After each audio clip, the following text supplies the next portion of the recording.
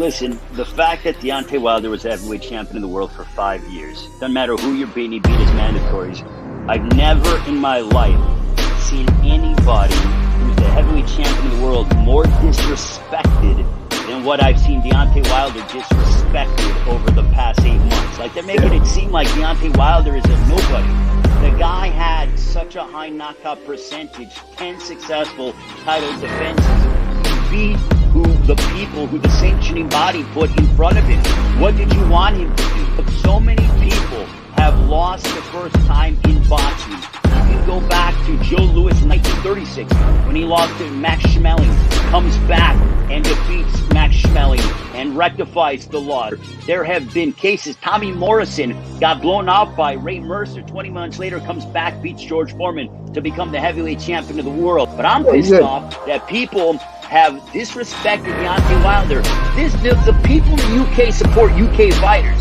Why is it that here in the United States, American fight fans would rather support a fighter from overseas instead of one of your own homegrown champions? This is crazy to me. Like, how do we not support our own fighters? It is ludicrous.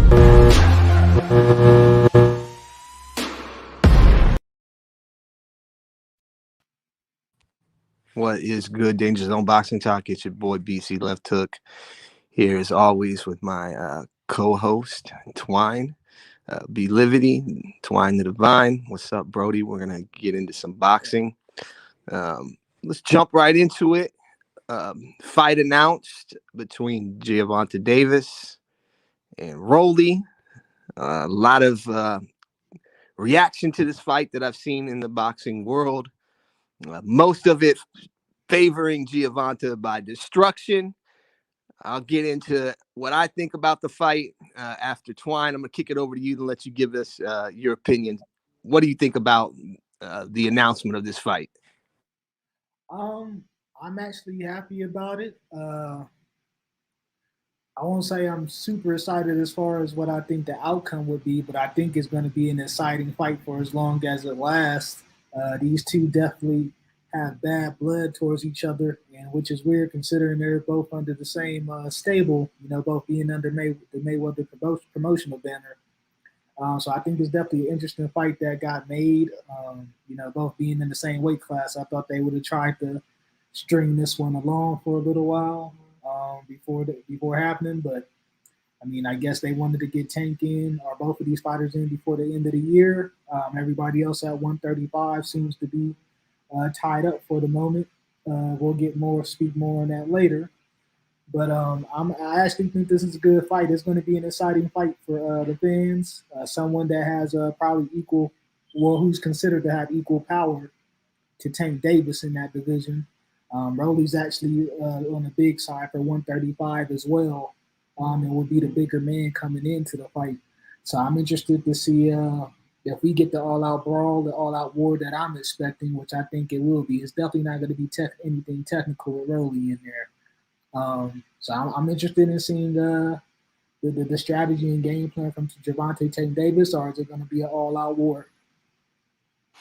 Agreed. And Tank is a notorious slow starter.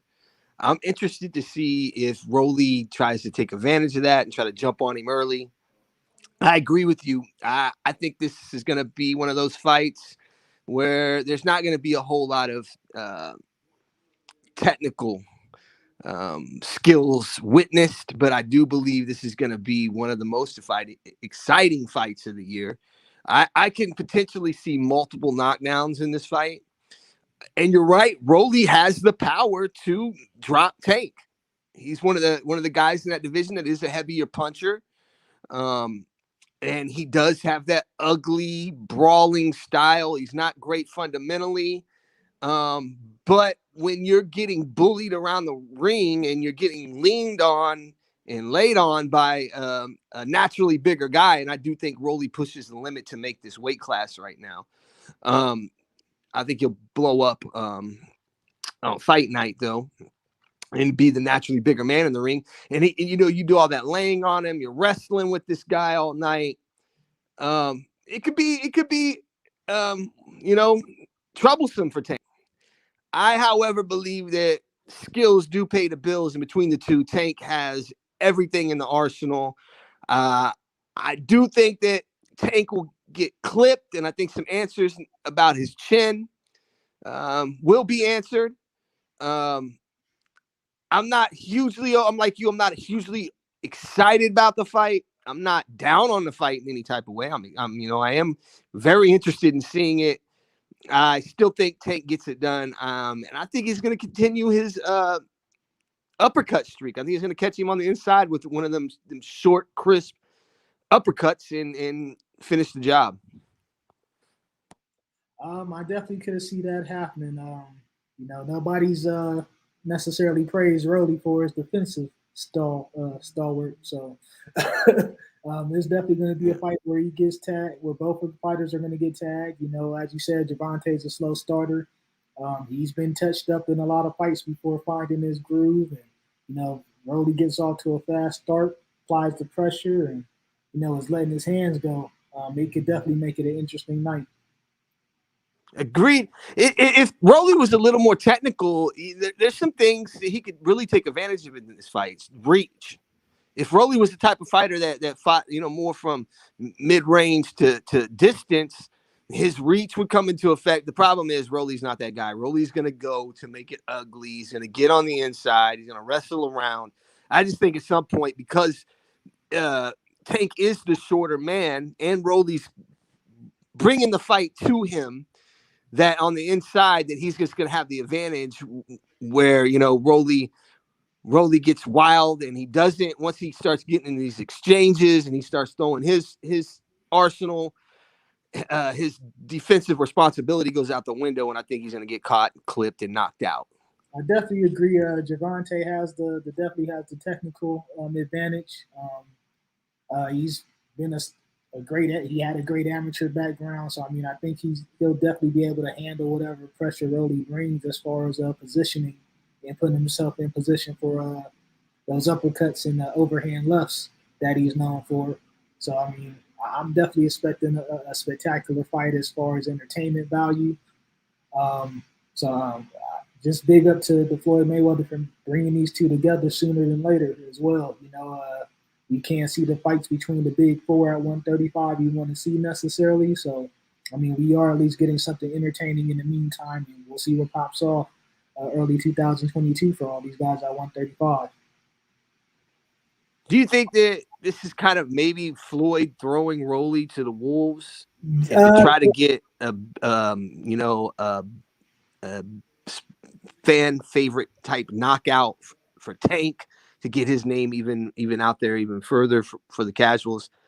Because you're right. I did not expect Floyd Mayweather to put this fight together. I thought he would try everything he could to get Rolly versus Ryan Garcia, or Tank versus Haney, or someone outside of their stable of fighters. But he has put him in this fight with Gervonta Tank Davis, who I believe Floyd would back to win this fight. I don't know if he's came out and said who he's picked yet, but that does kind of feel like he is kind of throwing Rolly to the wolves here. Okay, so let me. I could take this but two different ways, man. In a way, I'll agree and say yes, he is throwing them to the wolves. But you got to think about what Rollies is. He's not as popular as Tank on social media, but he's definitely entertaining. So the build up to the fight is going to be fucking great. With the way he talks, he's always talking trash. And he doesn't have any fear of Gervonta, which I think is going to make it even better. So, you can consider it Floyd feeding the lesser opponent to the wolves, but it's also going to bring up Rolly's marketability because of his antics outside of the ring. And if he makes it an entertaining fight, as much as we're thinking, like, it's going to boost his name even afterwards, if he loses graciously, or I won't say graciously, but he puts up a great effort against a guy like Gervonta, and we're able to see even him hurt Tank, so it might build his fan base, and people will be excited to see him again, even though he's considered a pretty dirty, roughhouse kind of fighter right now. So, I think I won't say it's a double-edged sword, but I think it's going to be a win-win for him, even though, like you said, being fed to the wolves, yes, but I think he has a lot to gain from it as well. All right, let's jump into another fight that has been announced in the 135-pound division. And that's between Ryan Garcia and Jojo Diaz. I've seen a lot of people on social media this week also saying they can see it now. Diaz is a sacrificial lamb. I would favor Ryan. I mean, everything. Diaz, I think, is a better fundamental fighter. However, every other aspect of this fight favors Ryan. I expect Ryan to probably get a spectacular knockout in this fight. I think Jojo will have his moments, but I just think that like most people see it as a sacrificial lamb being fed to Ryan Garcia, because it is another guy it's a smaller guy that they're bringing up, you know what I mean, to fight Ryan, which was something we saw them break when he fought Luke Campbell. I was hoping that was not something we were going to see again, because that was always the knock on Ryan. All he does is bring up and weight bully guys. This isn't quite that case, but you can make the case that they are using a smaller guy again versus Ryan Garcia, and someone that's not naturally 135 pounds. Honestly, I've been one of the guys shitting on this fight, and I'm gonna tell you why, man.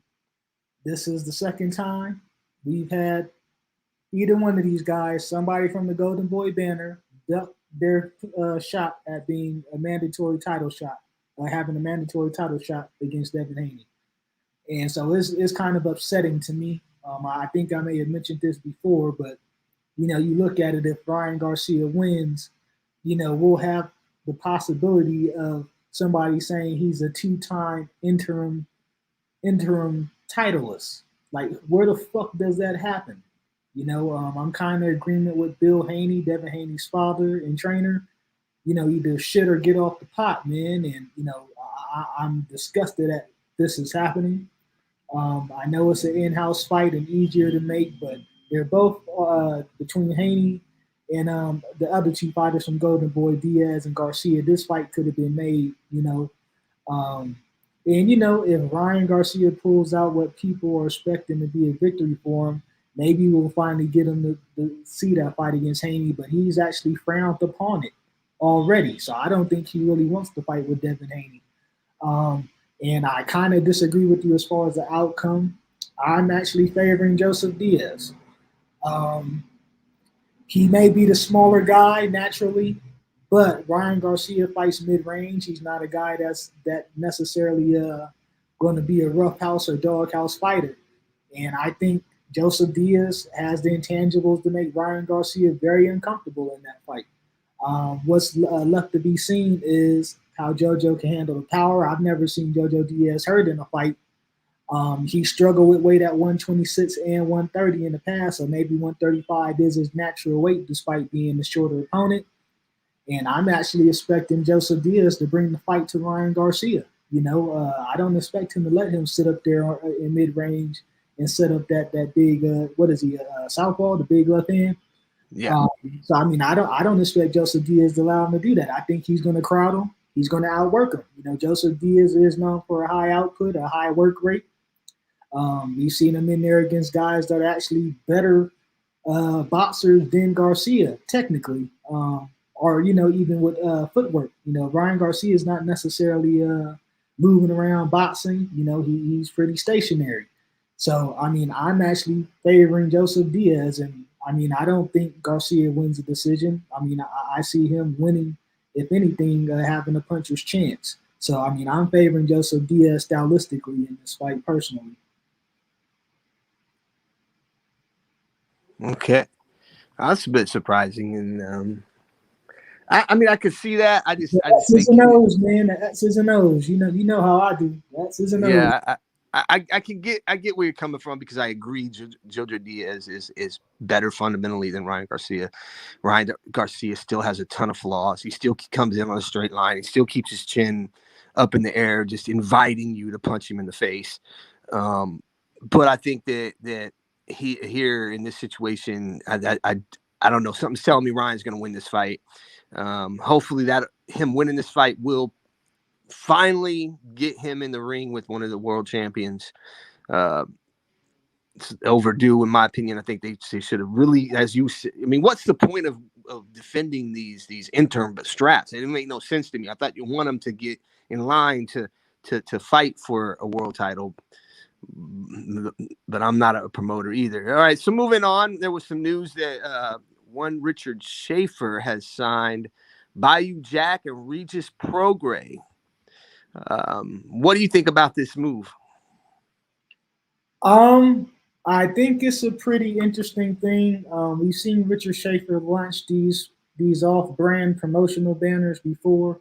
You know, he did it with Ringstar, and he might have got a good. I guess he got a good return as far as Nonito Donaire and bringing his resurgence about. But we didn't hear much else from him with that venture.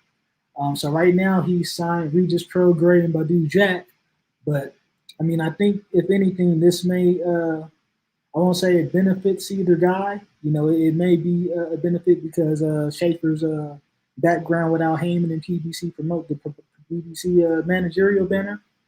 So I mean, he may be able to leverage that into getting some big fights, but Prograis hasn't necessarily done anything worth talking about since his World Boxing Super Series second place finish against Josh Taylor.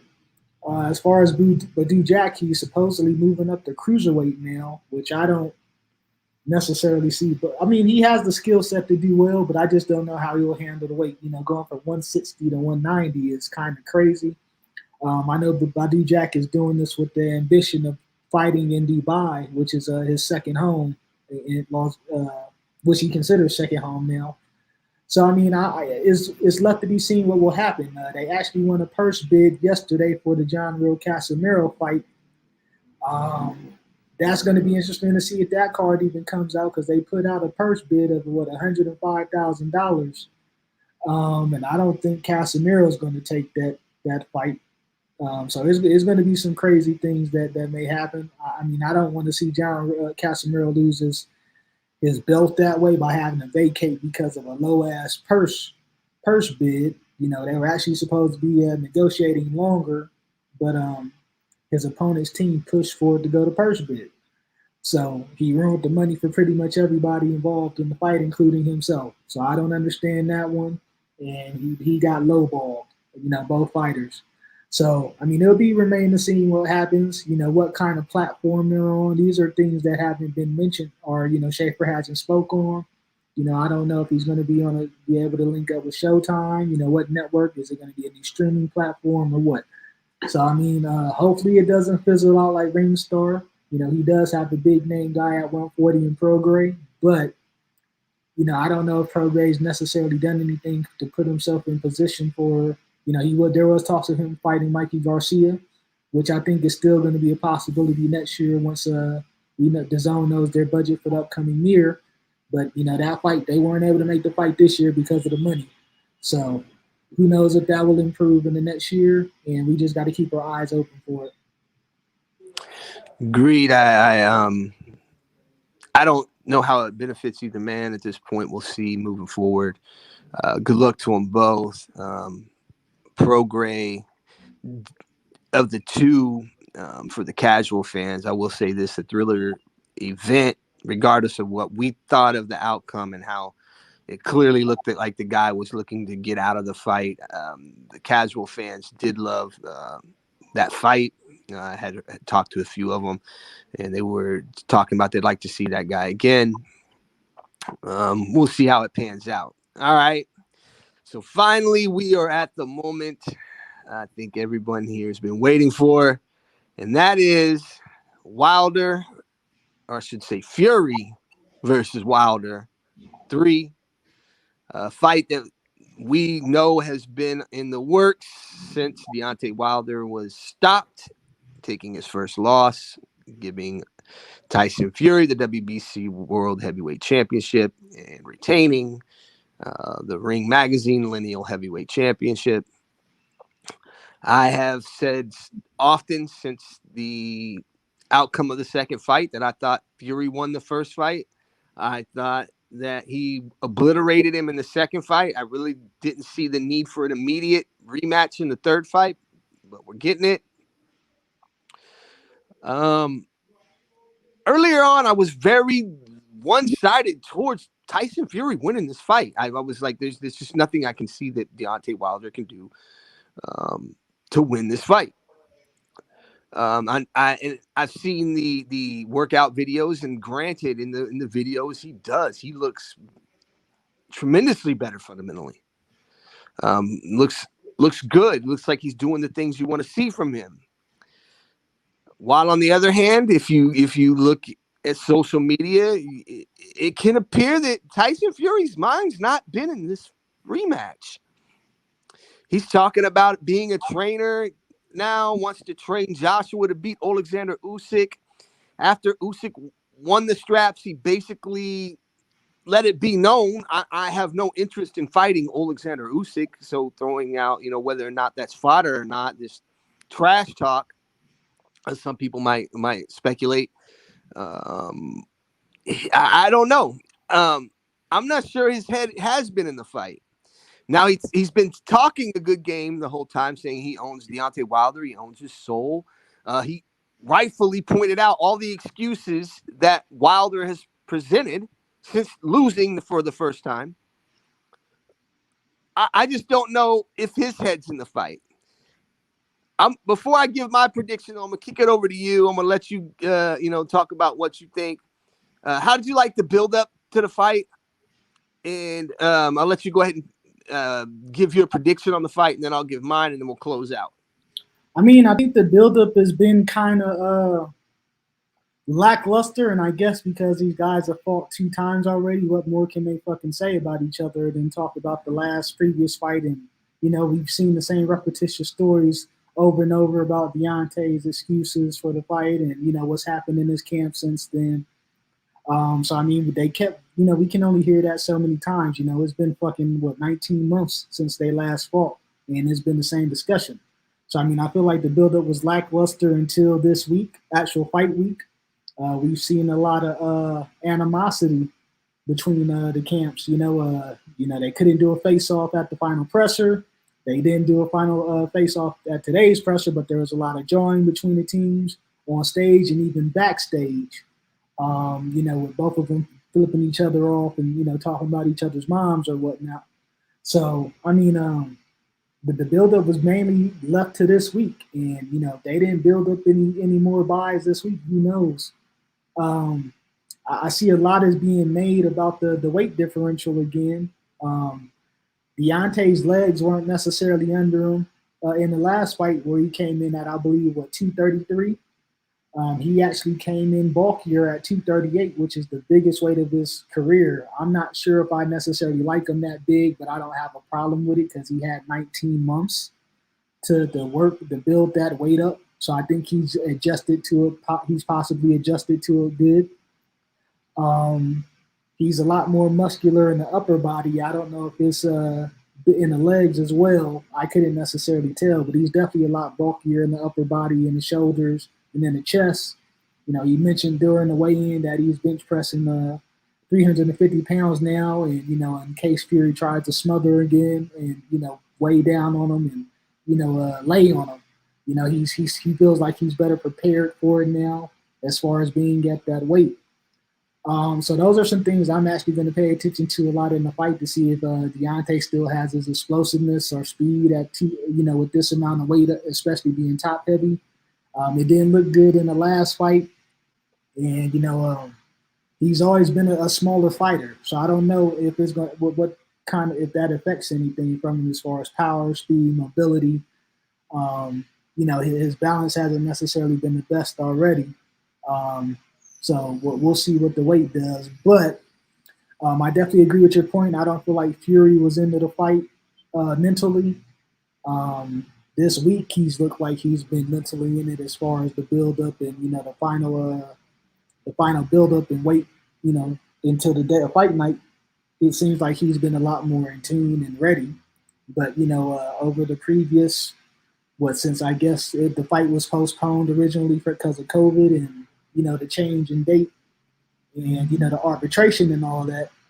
Since then, he didn't necessarily seem too interested. He seemed disinterested in the whole thing. So I don't know if he's one of those guys that can just turn it on and off like that, but we'll see tomorrow. As far as my prediction, from what I've seen from Wilder in camp, he looks a whole lot better under Malik Scott, and I mean, I think I've seen enough to have enough confidence to go with him to win in what will be considered a huge upset right now, considering how bad he performed in the second fight. I mean, I definitely think he'll look a whole lot better in this fight, but people are writing him off already for what I'm seeing. A lot of people are not necessarily thrilled about his weight gain, and Wilder I'm speaking of. So we'll see what happens, man. But I'm predicting Wilder to win. I think he actually, I won't say he outboxes him. I think he could drain him, put in enough work on the body, and he just has to let his hands go a whole lot more. And if he can't just try and match Tyson, or put out, throw a counter off of Tyson's jab, like that's just not going to work. He needs to be the one that's pressing the offense at times and not just reacting to Tyson Fury. And if I see him do that early on, I'm even more convinced that it's going to end with a late stoppage for Wilder. So that's what I'm predicting, a late KO stoppage for Deontay Wilder in this one.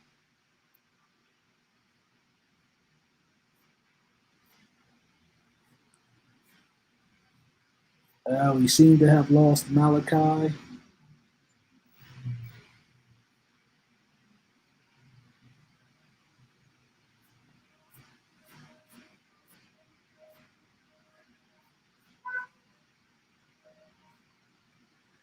All right, so I mean, hopefully we can get him back on within the next couple minutes. If not, I guess we'll drop off. And I think he's picking Fury to win. But let me see if I can add him back in 1 second.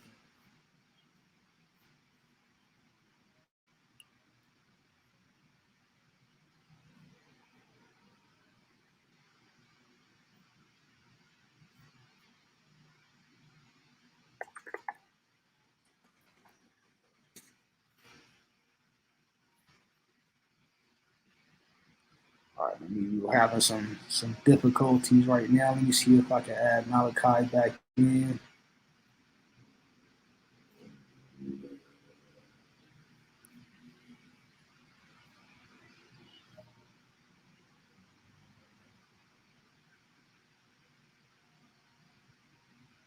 All right, I just seen him in the chat. He should be coming back on in a second. Sorry about that, everyone. And we'll get his prediction coming up.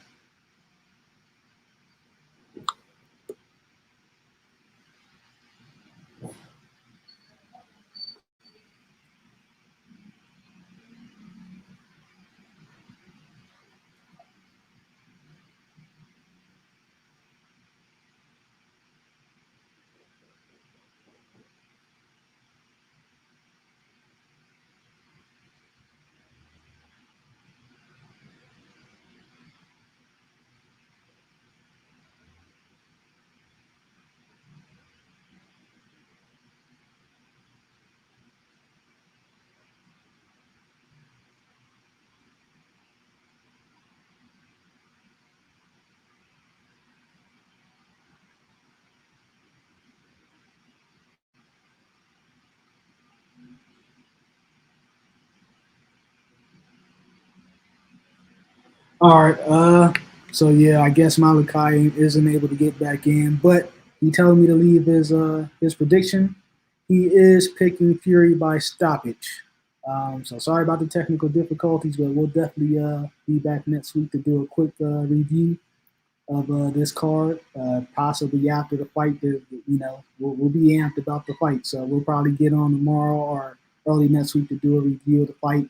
And thank you guys for tuning in again with us with the Final Bell podcast, hosted by Danger Zone Boxing Talk.